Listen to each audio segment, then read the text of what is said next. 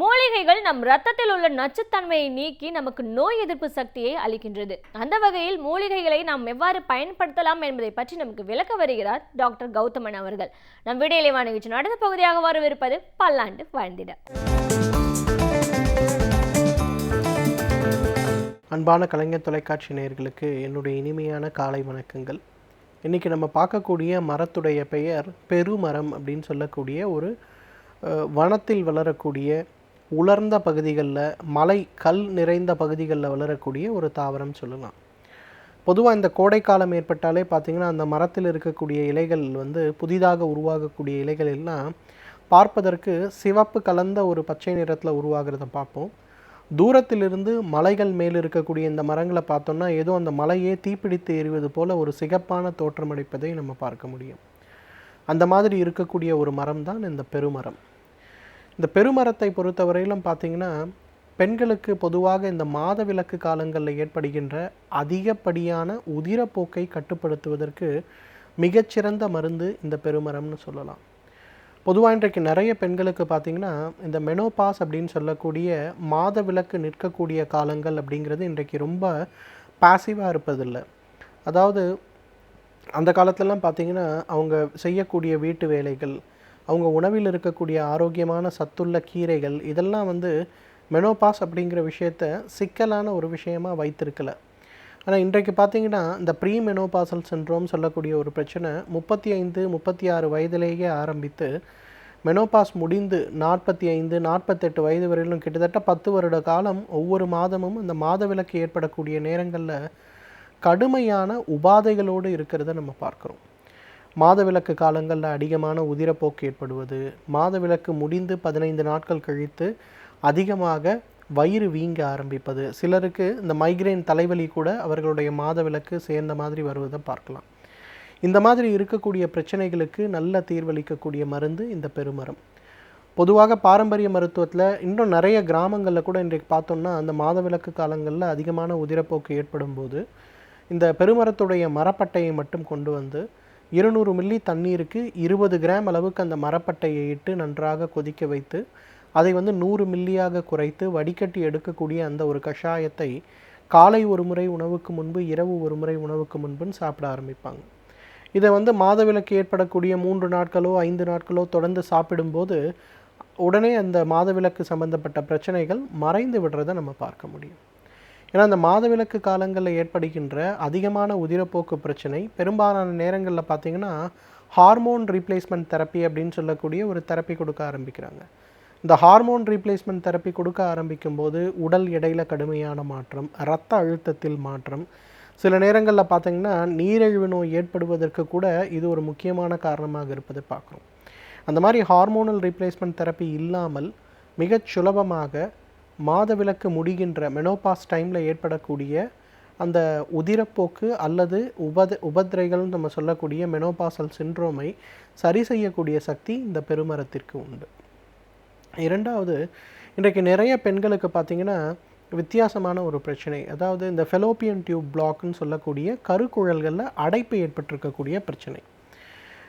குழந்தை கல்யாணமாகிவிட்டது, 2-3 வருடங்களுக்கு குழந்தை இல்லை அப்படின்னு சொல்லும்போது இந்த ஹிஸ்டோசால்ஃபெஞ்சியோகிராம் அப்படின்னு சொல்லக்கூடிய ஒரு பரிசோதனை செய்வாங்க. பிறப்புறுப்பில் ஒரு டையை இன்ஜெக்ட் பண்ணி அதன் பிறகு எக்ஸ்ரே எடுத்து பார்ப்பாங்க. அந்த பிறப்புறுப்பு முழுவதும் அந்த டை உள்ளே சென்று கருக்குழல்களில் ஏதாவது அடைப்பு இருக்கிறதா இல்லையா அப்படின்னு கண்டுபிடிப்பாங்க. இன்றைக்கு பார்த்திங்கன்னா குழந்தையின்மை சம்பந்தப்பட்ட கோளாறுகளாக வரக்கூடிய 100 பெண்களில் கிட்டத்தட்ட 15-20 வயது பெண்களுக்கு இந்த கருக்குழல் அடைப்பு அப்படிங்கிறது ஒரு மிகப்பெரிய பிரச்சனையாக இருக்கிறது. இந்த கருக்குழல் அடைப்பு ஏற்படுவதற்கு ஏற்கனவே ஏற்பட்ட நிணநீர் சுரப்பிகளில் ஏற்பட்ட பிரச்சனைகள் ஒரு காரணமாக இருக்கலாம். லிம்ஃபடினைட்டிஸ்ன்னு சொல்லக்கூடியது. எப்பொழுதாவது ஒரு நேரத்தில் அவங்களுக்கு காச நோயுடைய பாதிப்போ அல்லது தாக்கமோ இருந்தாலும் இந்த கருக்குழல் அடைப்பு ஏற்பட்டிருப்பதை நம்ம பார்க்க முடியும். இந்த மாதிரி ஏற்படக்கூடிய கருக்குழல் அடைப்பிற்கு நல்ல தீர்வளிக்கக்கூடிய ஒரு மருந்து என்னன்னு பார்த்தீங்கன்னா இந்த பெருமரத்திலிருந்து எடுக்கக்கூடிய சாம்பல். பொதுவாக பெருமரத்து பட்டையையும் அதோட வேர்பட்டையும் சம அளவு எடுத்து வெயிலில் நன்றாக உலர்த்த வேண்டும். அதன்படி ஒரு சட்டியில் இந்த உலர்த்தப்பட்ட இலைகளை நன்றாக போட்டு சீலை செய்து அதை புடமிட வேண்டும். குக்குட புடம் சொல்லுவாங்க, கோழி அளவுக்கு அதை புடமிட வேண்டும். அதன் பிறகு அதிலிருந்து கிடைக்கக்கூடிய சாம்பலை ஒரு நாளைக்கு 1 கிராம் அளவுக்கு காலை 300, மதியம் 300, இரவு 300ங்கிற அளவுக்கு பிரித்து சிறிதளவு வெண்ணெய் அல்லது பசு நெய்யில் சேர்த்து ஒரு 6 மாத காலம் இதை தொடர்ந்து சாப்பிட வேண்டும். அந்த மாதிரி சாப்பிட்டு ஒரு 6 மாதம் கழித்து பார்த்தோன்னா திருப்பி இந்த எஸ்டியோசால்ஃபஞ்சியோகிராம்னு சொல்லக்கூடிய இந்த ஒரு பரிசோதனையை ரிப்பீட் செய்து பார்த்தாலே அந்த கருக்குழலில் இருக்கக்கூடிய அடைப்புகள் முழுமையாக மறைந்து போயிருப்பதை நம்ம பார்க்க முடியும். அந்த அளவுக்கு கருக்குழல் அடைப்பு சம்பந்தப்பட்ட எல்லா விதமான கோளாறுகளையும் நீக்கக்கூடிய சக்தி இந்த பெருமரத்திற்கு உண்டு. இன்றைக்கு அதே போல் கருமுட்டை பை நீர்க்கட்டிகள் அப்படிங்கிற ஒரு பிரச்சனை, பாலிசிஸ்டிக் ஓவரிஸ்ன்னு நம்ம சொல்லக்கூடிய பிரச்சனை. இந்த பாலிசிஸ்டிக் ஓவரிஸை விட இன்னொரு பிரச்சனை என்னென்னா, உடலுக்கு தேவையான இந்த கருமுட்டையுடைய வளர்ச்சியை தூண்டக்கூடிய முக்கியமான ஒரு ஹார்மோன் இருக்குது, AMHன்னு சொல்லுவாங்க, ஆன்டி மில்லரியன் ஹார்மோன் சொல்லக்கூடிய ஒரு ஹார்மோன். இந்த ஹார்மோன் தான் கருமுட்டையுடைய திறனையும் கருமுட்டையுடைய அளவையும் கருமுட்டையுடைய திடத்தையும் நிர்ணயிக்கக்கூடிய முக்கியமான ஒரு ஹார்மோன். நிறைய பேர் பார்த்திங்கன்னா மருத்துவ ரீதியாக பரிசோதனை செய்து பார்க்கும்போது எந்த விதமான பிரச்சனையும் இல்லை, ஆனாலும் குழந்தை இல்லைன்னு வரும்போது இந்த ஒரு ஹார்மோன் டெஸ்ட்டை எடுத்து பார்க்கும்போது பெரும்பாலும் இது அவங்களுக்கு மிக மிக குறைவாக இருப்பதை பார்க்க முடியும். அந்தளவு குறைவாக இருக்கும்போது அவர்களுக்கு அந்த AMHஐ அதிகப்படுத்துவதற்கான மருந்துகள் கொடுத்தாலே இயற்கையான முறையில் அவர்கள் கரித்தறுப்பதை நம்ம பார்க்கலாம். அந்த வகையில் பார்த்திங்கன்னா இயற்கையான முறையில் அந்த AMHஐ அதிகரிக்க செய்யக்கூடிய சக்தி இந்த பெருமரத்திற்கு உண்டு. இப்போ சிகாகோவில் இருக்கக்கூடிய ஒரு மருத்துவ பல்கலைக்கழகத்தில் இந்த ஒரு ஆராய்ச்சியை மேற்கொண்டிருக்கிறார்கள். ஏன்னா ஆண்கள் எவ்வாறு அவர்களுடைய இனப்பெருக்க மண்டலம் சம்பந்தப்பட்ட சக்தியை இழந்து கொண்டிருக்கிறார்களோ அதே அளவு சமமாக பெண்களும் பார்த்திங்கன்னா இயற்கையான முறையிலே அந்த AMHன்னு சொல்லக்கூடிய அந்த ஹார்மோனுடைய அளவு வேகமாக குறைய ஆரம்பிக்கிறத நிறைய பேர் சொல்லியிருக்காங்க. இந்த சிகாகோவில் இருக்கக்கூடிய இன்ஸ்டியூட் ஆஃப் ரீப்ரொடக்டிவ் மெடிசனில் என்ன கண்டுபிடிச்சிருக்காங்கன்னா, எந்த இனப்பெருக்க மண்டலம் சம்பந்தப்பட்ட இயற்கையான குறைபாடுகள் அப்படின்னு சொல்கிறாங்க, அதாவது எவல்யூஷனரி ப்ராப்ளம்ஸ்ன்னு சொல்லக்கூடிய ப்ராப்ளத்துக்குள்ள இந்த AMH அளவு குறைவதும் ஒரு முக்கியமான காரணமாக இருக்கிறது. அதுக்கு அவங்க என்ன பண்ணாங்கன்னா, சைனீஸ் மெடிசனில், நம்மளுடைய ஆயுர்வேத மருந்துகளில், உலகத்தில் இருக்கக்கூடிய எல்லா மருத்துவ முறைகளிலும் இருக்கக்கூடிய இயற்கை காரணிகளை கொண்டு வந்து அந்த இயற்கை காரணிகள் மூலம் என்னென்ன மூலக்கூறுகள் இயற்கையான முறையிலேயே இந்த AMH அளவை அதிகப்படுத்த உதவும் அப்படின்னு பார்க்கும்போது அதற்கு இந்த பெருமரம் மிக முக்கியமான ஒரு மூலக்கூறாக இருந்ததை கண்டுபிடிச்சாங்க. இந்த பெருமரத்திலிருந்து எடுக்கக்கூடிய 13 வகையான மூலக்கூறுகளை எலிகளுக்கு கொடுத்து அவங்க ஆராய்ச்சி செய்து பார்த்தபோது இயற்கையான முறையிலேயே AMH அளவு அதிகப்படுத்துறதும் பார்க்க முடிந்தது. நிறைய எலிகளுக்கு பார்த்திங்கன்னா வெறும் AMH மட்டுமல்லாமல் அந்த கருத்தரிப்பதற்கான வாய்ப்புகள், இயற்கையான கருத்தரிப்பதான வாய்ப்புகள் நிறைய அதிகரித்ததையும் பார்த்தாங்க. அந்த அளவுக்கு பார்த்திங்கன்னா இயற்கை கருவூட்டலுக்கும் சரி, இயற்கையான முறையில் கருமுட்டை வளர்ச்சிக்கும் சரி, கருமுட்டையுடைய திறனான கருமுட்டைக்கும் சரி, அதை அதிகப்படுத்துவதற்கு இயற்கையான முறையில் இந்த பெருமரம் ஒரு மிகச்சிறந்த மருந்தாக இருக்கிறது.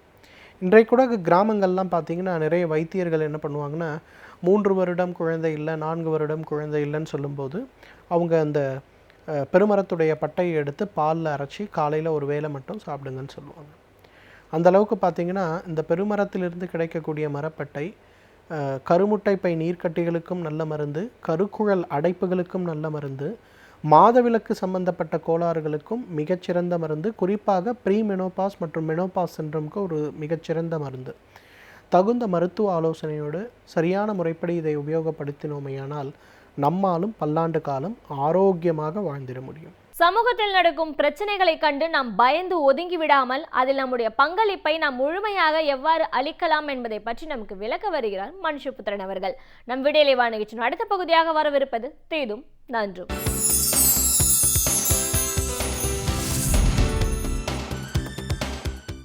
வணக்கம் நண்பர்களே, இன்னும் ஒரு இனிய காலை பொழுதில் தீதும் நன்றும் நிகழ்ச்சியில் உங்களை சந்திப்பதில் மிக்க மகிழ்ச்சி அடைகிறேன். இயற்கை நன்றாக இருந்தால்தான் நாம் நன்றாக இருக்க முடியும். இயற்கை பாதுகாக்கப்பட்டால்தான் நாமும் நம்முடைய வருங்கால சந்ததியினரும் பாதுகாக்கப்படுவார்கள். இயற்கையின் மீது நாம் இழைக்கிற ஒவ்வொரு குற்றங்களும் அது நமக்கான தண்டனைகளாக மாறிவிடுவதை நாம் தொடர்ந்து பார்க்கிறோம். சென்னை நகரம் வரலாறு காணாத வெள்ளப்பெருக்கில் சில மாதங்களுக்கு முன்பு மூழ்கடிக்கப்பட்டது. இப்பொழுது வரலாறு காணாத வெயிலில் பற்றி எரிந்து கொண்டிருக்கிறது.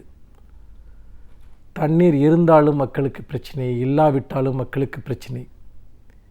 என்ன காரணம்? இயற்கை என்பது நம்மை பாதுகாக்கிற, நம்மை வளப்படுத்துகிற ஒன்று. ஆனால் அந்த இயற்கையே இன்று நமக்கு எதிரியாக மாறியிருக்கிறது என்று சொன்னால் அதற்கு என்ன காரணம்? இயற்கையை பாதுகாப்பதற்காக, இயற்கை வளங்களை பாதுகாப்பதற்காக, நீராதாரங்களை பாதுகாப்பதற்காக நாம் முறையான திட்டங்களை செயல்படுத்தவில்லை என்பதைத்தான் இது காட்டுகிறது. குறிப்பாக கடந்த 5 ஆண்டு கால அதிமுக ஆட்சியில் இயற்கை வளங்கள் பெருமளவு அழிக்கப்பட்டது மட்டுமல்ல, இயற்கை வளங்களை பாதுகாப்பதற்கு, அவற்றை மேம்படுத்துவதற்கு எந்த நடவடிக்கையும் மேற்கொள்ளப்படவில்லை என்பதை நாம் வெளிப்படையாக நேரடியாக பார்த்தோம். இந்த சூழ்நிலையில்தான் எதிர்காலத்தில் இயற்கையை பாதுகாப்பதற்கு, அதன் மூலமாக எதிர்கால சந்ததிகளை பாதுகாப்பதற்கு நாம் என்ன செய்ய போகிறோம்? இதற்கான சில விடைகளை திராவிட முன்னேற்றக் கழகத்தினுடைய இந்த தேர்தல் அறிக்கை தேடுகிறது. முக்கியமாக இந்த தேர்தல் அறிக்கையில் சொல்லப்பட்டிருக்கக்கூடிய பல சமூக நலன் சார்ந்த விஷயங்களில் இந்த சுற்றுச்சூழல் தொடர்பான விஷயங்கள் மிக முக்கியமான இடம் வகிக்கின்றன. முக்கியமாக சென்னை நகரத்தை நீங்கள் எடுத்துக்கொண்டால், சென்னை நகரம் அளவிற்கு இந்தளவிற்கு இயற்கையிலேயே இயற்கையான வடிகால்களை கொண்ட வேறு எந்த நகரமும் இந்தியாவில் கிடையாது. அந்த அளவிற்கு வடிகால்களும் ஆறுகளும் நிறைந்த ஒரு நகரம் சென்னை. ஆனால் இன்றைக்கு சென்னை நகரம் என்பது ஒரு பாழ்படுத்தப்பட்ட நகரமாக எப்படி மாறியதோ அதேபோல் சென்னை நகரத்தில் ஓடிக்கொண்டிருந்த பல கெனால்கள், ஆறுகள் எல்லாம் இன்றைக்கு பெருமளவிற்கு நாசப்படுத்தப்பட்டிருக்கின்றன. கூவம் என்பது ஒரு மிகப்பெரிய நதி. ஒரு காலத்தில் குடிநீராகவும் மக்கள் பயணம் செல்வதற்கும் பயன்படுத்தப்பட்ட அந்த நதி இப்பொழுது வெறும் சாக்கடையாக மாற்றப்பட்டிருக்கிறது. இதற்கு என்ன காரணம்? இதுதான் இன்று மிக முக்கியமான கேள்வி. அந்த வகையில் தான் திராவிட முன்னேற்றக் கழகம் தன்னுடைய தேர்தல் அறிக்கையில் சென்னை நகரத்தினுடைய கழிவுகள் ஆறுகளில் போய் கலக்காமல் அவற்றை பாதுகாப்பதற்கான பல திட்டங்களை முன்வைக்கிறது. முக்கியமாக சென்னையில் ஓடக்கூடிய ஆறுகளான அடையாறு, கூவம், பக்கிங்ஹாம் கால்வாய், மாம்பழம் கால்வாய், காட்டன் கால்வாய், ஒட்டேரி நல்லா, விராங்கல் ஓடை ஆகிய ஆறுகளில் கழிவு நீர்கள் கலக்காமல் பாதுகாப்பதற்காக அந்த கழிவுகளை சுத்திகரிக்கப்பட்ட நீரை ஆறுகளில் விடுவதற்கான அதன் மூலமாக ஆற்றினுடைய நீரோட்டத்தை அதிகரிப்பதற்கான திட்டங்கள் வகுக்கப்படும் என்று திராவிட முன்னேற்றக் கழகத்தின் தேர்தல் அறிக்கை கூறுகிறது. இதன் மூலமாக கொசு என்பது முற்றாக ஒழிக்கப்படும். ஏனென்றால் இப்பொழுது கொசுக்களை உற்பத்தி செய்யக்கூடிய பிரதானமான கேந்திரங்களாக இருப்பதே இந்த கழிவுநீர் கலக்கக்கூடிய இந்த ஆறுகள்தான். கூவம் நதிக்கரைகளில் வசிக்கக்கூடியவர்கள் எல்லாம் இந்த கொசுக்களினால் கிட்டத்தட்ட வேட்டையாடப்படுகிறார்கள் என்று சொல்ல வேண்டும். மாறாக இப்படி திடக்கழிவுகளை சுத்தப்படுத்துவதன் மூலமாக, கழிவு நீரை சுத்தப்படுத்துவதன் மூலமாக நம்முடைய இயற்கை வளங்கள் பாதுகாக்கப்படுவது மட்டுமல்ல, மக்களுக்கு தேவையான குடிநீரும் கிடைக்கும். அத்தோடு இந்த கொசு உற்பத்தியும் தடுத்து நிறுத்தப்படும் என்கிற ஒரு விஷயமும் இங்கே இந்த தேர்தல் அறிக்கையில் முன்வைக்கப்படுகிறது. அதேபோல் கடந்த 2001ஆம் ஆண்டில் தேசிய நதிநீர் திட்டத்தின் கீழ் ஒதுக்கப்பட்ட 1300 கோடி ரூபாய், அதாவது நீர்நிலைகளை பாதுகாப்பதற்கான அந்த 1300 கோடி ரூபாயில் தமிழகத்திற்கு மட்டுமே 490 கோடி ரூபாய் ஒதுக்கப்பட்டது. ஆனால் அந்த திட்டம் முழுமை பெறவில்லை. தற்போது திமுக ஆட்சிக்கு வந்த பிறகு இந்த திட்டம் முழுமையாக செயல்படுத்தப்படும். தமிழகம் முழுக்க ஓடக்கூடிய தாமிரபரணி, வைகை, வெள்ளாறு, சிறுவாணி உள்ளிட்ட எண்ணற்ற ஆறுகள், அந்த ஆறுகள் அனைத்திலும் கலக்கும் தொழிற்சாலை கழிவுகள், வேறு பல மனித கழிவுகள் அனைத்துமே இன்றைக்கு அவை மறுசுழற்சி செய்யப்பட்டு அவை தூய நன்னீராக மாற்றப்படும். அதன் மூலமாக இந்த தமிழ்நாடு ஆறுகள் பாதுகாப்பு திட்டம் என்கிற ஒரு பிரம்மாண்டமான திட்டம் உருவாக்கப்படும் என்பதையும் திராவிட முன்னேற்றக் கழகம் தன்னுடைய தேர்தல் அறிக்கையில் கூறுகிறது. இன்னொன்று, முக்கியமாக இன்றைக்கு நமக்கு இருக்கக்கூடிய ஒரு மிகப்பெரிய பிரச்சனை என்பது இந்த சுவரொட்டிகள் அல்லது பேனர்கள் ஆகும். அதாவது இந்த எளிதில் மக்காத பிளாஸ்டிக்குகளை கொண்டு தயாரிக்கப்படுகிற இந்த பேனர்கள் என்பது சுற்றுச்சூழலுக்கு பெரிய ஆபத்தை விளைவிக்கின்றன. அது தொடர்பான சட்டங்களை கடுமையாக்கி அவற்றை முற்றாக தடை செய்வது என்கிற ஒரு விஷயத்தையும் திராவிட முன்னேற்றக் கழகம் வாக்குறுதியாக தன்னுடைய தேர்தல் அறிக்கையிலே முன்வைக்கிறது.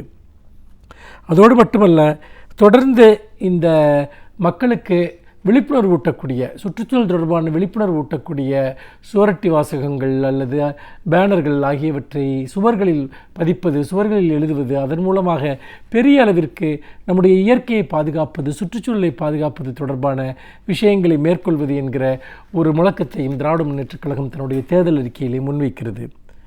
இன்னொன்று, இந்த பறவைகள் சரணாலயம் என்பது இன்றைக்கு தமிழகத்தில் பறவைகள் சரணாலயத்திற்கு வரக்கூடிய பறவைகளினுடைய எண்ணிக்கை என்பது பெருமளவு குறைந்து விட்டது என்கிற ஒரு கருத்து இருக்கிறது. இவற்றை போக்குவரமாக தமிழகத்தில் உள்ள பறவைகள் சரணாலயங்களான பழவேற்காடு, வேடந்தாங்கல், கரிக்கலி, கரைவெட்டி, உதயமார்த்தாண்டம், வடுவூர், சித்திரங்குடி, கூந்தங்குளம், வெள்ளேடு, மேல்செவனூர் என்று பல இடங்களில் அமைந்திருக்கக்கூடிய அந்த பறவைகள் சரணாலயங்கள் அவை மேம்படுத்தப்பட்டு அவை பராமரிக்கப்பட்டு அவற்றினுடைய பறவைகள் வருவதற்கான ஒரு சூழல், அங்கு வந்து தங்குவதற்கான ஒரு சூழல் மேம்படுத்தப்படும். அந்த வகையில் அந்த இடங்களில் பறவைகள் ஆய்வு மையங்களும் தொடங்கப்படும் என்கிற ஒரு விஷயத்தையும் திராவிட முன்னேற்றக் கழகத்துடைய தேர்தல் அறிக்கை இங்கே முன்வைக்கிறது. இன்னொன்று, மரம் வளர்ப்பது தொடர்பான ஒரு விஷயம். ஏனென்றால் மரங்கள் வளர்க்கப்படுகிற போதுதான் அதிலிருந்து வெளிப்படுகிற அந்த ஆக்சிஜன் என்பது நம்முடைய சுவாசத்தை செம்மைப்படுத்துகிறது, மேன்மைப்படுத்துகிறது. மனிதர்களுடைய ஆரோக்கியத்தில் மிக முக்கியமான பங்கை மரங்கள் தான் வகிக்கின்றன. கடந்த முறை திமுக ஆட்சி இருந்தபோது லட்சக்கணக்கான மரக்கன்றுகள் நாடு முழுக்க நடப்பட்டன. பின்னால் அந்த மரக்கன்றுகள் என்பது பராமரிக்கப்படாமல் பிந்தைய ஆட்சியாளர்களால் கருகவிடப்பட்டன. இப்பொழுது திராவிட முன்னேற்றக் கழக ஆட்சி அமைந்ததும் நிறைய மரங்கள் நடுவதற்கு, மரக்கன்றுகள் நடுவதற்கு பெரும் முயற்சி எடுக்கப்படும் என்கிற ஒரு வாக்குறுதி இந்த தேர்தல் அறிக்கையில் சொல்லப்பட்டிருக்கிறது. அதேபோல் பாதாள சாக்கடை நீர்களை வெளியேற்றுவது, திடக்கழிவுகளை சுத்திகரித்து அவற்றை திடக்கழிவு மேலாண்மை அமைப்பது, இன்னும் சாக்கடை வசதிகளை, வடிகால் வசதிகளை மேம்படுத்துவது, இவற்றுக்கெல்லாம் பல விஷயங்கள் இந்த தேர்தல் அறிக்கையில் சொல்லப்பட்டிருக்கின்றன. பருவநிலை மாற்றங்களை ஆய்வு செய்வதற்கான மையங்கள் உருவாக்கப்படும். அதன் மூலமாக எதிர்பாராத மழை, வெயில் இவற்றையெல்லாம் துல்லியமாக கணிக்கக்கூடிய, ஏனென்றால் கடந்த டிசம்பர் வெள்ளப்பெருக்கே பருவநிலை மாற்றம் குறித்த துல்லியமான அறிவிப்புகள் நமக்கு இல்லாததால் ஏற்பட்டது என்பதை நாம் புரிந்து கொள்ள வேண்டும். அந்த வகையில் பருவநிலை மாற்றங்கள் குறித்த ஆய்வுகளும் அது பற்றிய விழிப்புணர்வை மக்களுக்கு ஏற்படுத்துவதற்கான பிரச்சார குழுக்களையும் அமைப்பது, இப்படியாக பல்வேறு விஷயங்கள், காடு வளர்ப்பு திட்டங்கள் என்று, அதேபோல் இந்த ஆறுகளில் கலக்கக்கூடிய கழிவு நீர்களை தடுப்பது என்று பல விஷயங்கள் இந்த தேர்தல் அறிக்கையில் சுற்றுச்சூழல் பாதுகாப்புக்காக சொல்லப்பட்டிருக்கின்றன. அந்த வகையில் எதிர்கால தலைமுறையினருக்கான ஒரு தேர்தல் அறிக்கையாக இந்த சுற்றுச்சூழல் தொடர்பான வாக்குறுதிகள் இந்த திமுகவின் தேர்தல் அறிக்கையில் இடம்பெற்றிருக்கின்றன என்று சொல்லி மீண்டும் இன்னும் ஒரு புதிய சிந்தனையோடு உங்களை சந்திக்கிறேன். நன்றி, வணக்கம். நாள்தோறும் பல்வேறு புதிய தகவல்களை நம் முன் வைக்கும் பேராசிரியர் சுபவீர பாண்டியன் அவர்கள் இன்று என்ன தகவலை நம் முன் வைக்கப் போகிறார் என்பதை பார்க்கலாம். நம் வீடியோ நிகழ்ச்சி அடுத்த பகுதியாக வரவிருப்பது ஒன்றே சொல் நன்றே சொல்.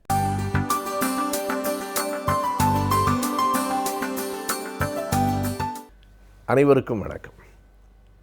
தேர்தல் போன்ற முறைகளில் எவ்வளவு குறைகள் இருந்தாலும் ஜனநாயகத்தில் தேர்தலை விட இன்னொரு சிறந்த முறை இன்று வரையிலே கண்டுபிடிக்கப்படவில்லை என்றுதான் சொல்ல வேண்டும். அதிலும் இந்தியா போன்ற ஒரு மிகப்பெரிய நாட்டில் தேர்தல் என்கிற இந்த ஜனநாயக முறையை 5 ஆண்டுகளுக்கு ஒரு முறையும் இடையிடையேயும் நிறைவேற்றி முடிப்பது என்பதே ஒரு மிகப்பெரிய செய்தி என்றுதான் கூற வேண்டும். எனவே இந்த தேர்தலில் ஒவ்வொரு வாக்காளரும் பங்கேற்க வேண்டும். நம் கைகளிலே இருப்பது வெறும் வாக்குச்சீட்டு இல்லை, அடுத்த அரசை அமைக்கிற அதிகாரத்தினுடைய சீட்டு என்பதை நாம் உணர வேண்டும். இந்த அரசை எப்படி நாம் பார்க்கிறோம், எந்த அரசை அடுத்து நாம் தேர்ந்தெடுக்க வேண்டும் என்பதை தீர்மானிப்பதற்கு தான் தேர்தல். தேர்தல் என்றால் இருக்கிற ஓர் அரசை பற்றிய மதிப்பீடு, இருந்த அரசுகளை பற்றிய மதிப்பீடுகள், எந்த அரசு ஆட்சிக்கு வர வேண்டும் என்கிற கணக்கு, இதுதான் தேர்தல்.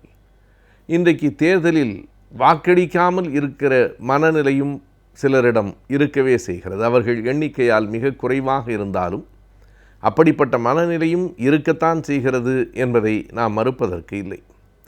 என்னென்ன காரணங்களுக்காக வாக்களிக்காமல் இருக்கிறார்கள் என்று கருதி பார்த்தால், வாக்களிக்காமல் இருக்கிறவர்களிலே மிக பெரும்பான்மையானவர்கள் அந்த பகுதியினுடைய கோரிக்கைகளை நிறைவேற்றாத காரணத்தால் அப்படி ஒரு முடிவெடுக்கிறார்கள். இந்த பகுதிக்கு, இந்த கிராமத்திற்குள்ளே சாலை போட வேண்டும், பேருந்துகள் வர வேண்டும் என்று நாங்கள் 2-3 ஆண்டுகளாக கேட்டுக்கொண்டிருக்கிறோம். இதுவரையிலே எதுவும் நடக்கவில்லை. எனவே ஒட்டுமொத்தமாக இந்த கிராமத்து மக்கள் நாங்கள் தேர்தலை புறக்கணிக்கிறோம், இப்படி சில குரல்கள் நம் காதுகளிலே விழுகின்றன. அந்த கோரிக்கைகள் நியாயமானவைகளாக இருக்கலாம். அவற்றை நிறைவேற்றி கொள்வதற்கு அவர்களுக்கு வேறு வழியின்றி இந்த முடிவை அவர்கள் எடுக்கக்கூடும். ஆனாலும் இந்த முடிவு அவர்களுக்கான தீர்வை கொண்டு வருமா என்பது ஒரு பெரிய கேள்விக்குறிதான். நம்முடைய ஜனநாயகத்தில் இந்த தேர்தலில் பங்கெடுப்பதன் மூலம்தான் நாம் சிலவற்றையாவது சாதித்து கொள்ள முடியும். விலகி நிற்பதால் அது இயலாது. எனவே இந்த கோரிக்கைகளுக்காக விலகி நிற்கிறவர்களும் கூட அதனை மறு ஆய்வு செய்ய வேண்டும். இன்னொரு பக்கத்தில் இந்த தேர்தல் முறையிலேயே எங்களுக்கு நம்பிக்கை இல்லை என்று சொல்லுகிறவர்கள் தேர்தலை புறக்கணிக்கிறார்கள். தேர்தல் முறையிலேயே நம்பிக்கை இல்லை என்று சொன்னால் வேறு எந்த முறையில் நம்பிக்கை என்பதை அவர்கள் வெளிப்படுத்த வேண்டும். அதற்கான வழிமுறைகள் என்ன என்பதை சொல்ல வேண்டும். மூன்றாவதாக பார்த்தால், எந்த காரணமுமே இல்லாமல் ஓர் அலட்சியம் காரணமாக வாக்களிக்காமல் இருக்கிறவர்களும் நாட்டில் உண்டு. அது மிக மிக கண்டிக்கத்தக்க ஒன்றுதான். உங்களுக்கு கோரிக்கைகளும் இல்லை, அல்லது இந்த தேர்தல் முறையை விட்டுவிட்டு இன்னொரு முறையிலே உங்களுக்கு நம்பிக்கையும் இல்லை, எந்த காரணமும் இல்லை. வாக்களித்தால் என்ன, வாக்களிக்காவிட்டால் என்ன, ராமன் ஆண்டால் என்ன, ராவணன் ஆண்டால் என்ன என்று இருக்கிற இந்த மனநிலை, இந்த அலட்சிய போக்கு ஒரு தேசத்திற்கே தீங்கு விளைவிக்கக்கூடியது. எனவே அதை நாம் ஒரு நாளும் ஏற்க முடியாது. இந்த முதல் 2 வகைகளிலே கூட அவர்கள் வாக்குச்சாவடிகளுக்கே போகாமல் இருப்பதை தவிர்ப்பதற்காக இன்றைக்கு நீதிமன்றமே ஒரு புதிய வழிமுறையினை நமக்கு தந்திருக்கிறது. நீங்கள் வாக்குச்சாவடிக்கு செல்லுங்கள், வாக்களிக்க விருப்பமில்லை என்று சொன்னால் இருக்கிற வேட்பாளர்களில் யாருமே உங்களுக்கு உடன்பாடு இல்லை, அல்லது இந்த கட்சிகளை நீங்கள் ஏற்க முடியாது, அல்லது இந்த தேர்தல் முறையையே ஏற்க முடியாது என்று சொன்னால் அதற்கும் ஒரு வாக்கு இருக்கிறது, அதை செலுத்துங்கள், நோட்டா என்று அவர்கள் சொல்லுகிறார்கள். நன் ஆஃப் தி எபோவ் என்று தான் அதற்கு பொருள். அது இந்த தேர்தல் முறையை புறக்கணிப்பதல்ல, இந்த வேட்பாளர்களை ஒட்டுமொத்தமாக புறக்கணிப்பது. இந்த ஒரு வாய்ப்பு 2013ஆம் ஆண்டு உச்சநீதிமன்றத்தால் வழங்கப்பட்டது. அதற்கு பிறகு ஒரே ஒரு தேர்தல் 2014 நாடாளுமன்ற தேர்தல் தான் நடந்திருக்கிறது. அதில் 1.1% பேர் அப்படி நோட்டாவிலே வாக்களித்திருக்கிறார்கள்.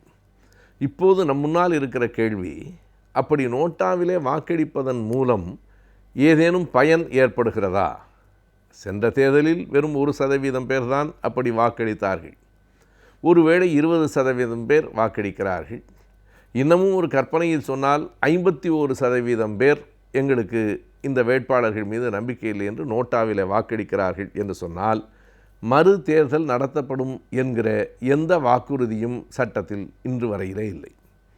51 61 எவ்வளவு பேர் அந்த நோட்டாவுக்கு வாக்களித்தாலும் அது வெறும் பதிவாக கணக்காக இருக்குமே தவிர வாக்களித்தவர்களில் யார் கூடுதலாக வாக்கினை பெற்றிருக்கிறார்கள் என்பதை பொறுத்துதான் தேர்தலின் முடிவு அமையும்.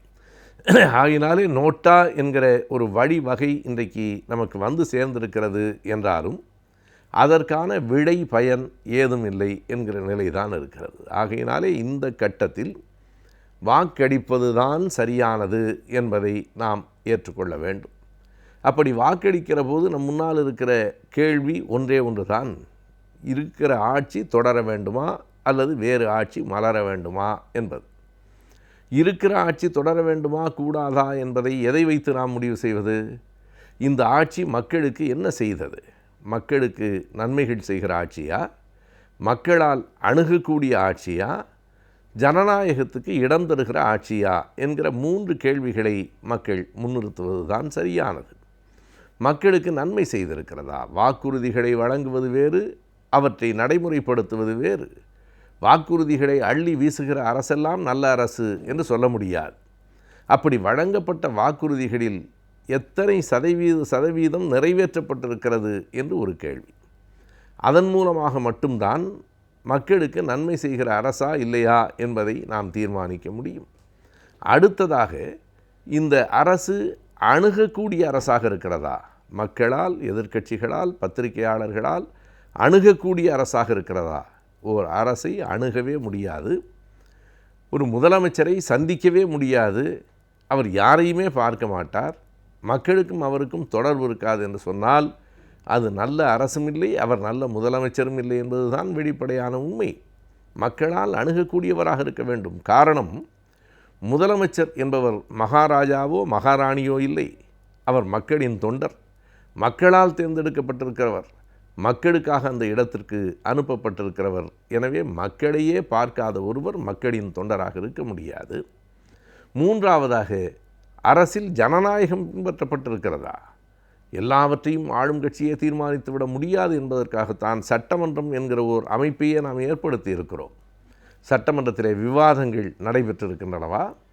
எதிர்க்கட்சிகளினுடைய கருத்துகளும் கவனத்தில் கொள்ளப்பட்டிருக்கின்றனவா என்பதை சிந்தித்து பார்க்கிற போதுதான் அந்த அமைச்சரவையில் இருக்கிற அமைச்சர்கள் கருத்துக்களை முதலமைச்சரோடு பரிமாறிக்கொள்ளக்கூடிய நிலையிலே இருக்கிறார்களா, ஒரு கூட்டு சிந்தனைக்கு அங்கே இடம் இருக்கிறதா என்பதையெல்லாம் எண்ணி பார்த்துத்தான் ஓர் அரசு தொடர வேண்டுமா கூடாதா என்பதை முடிவு செய்ய வேண்டும். அப்படிப்பட்ட ஒரு முடிவை எடுக்கிற தருணத்தில் இன்றைக்கு தமிழகம் நின்று கொண்டிருக்கிறது.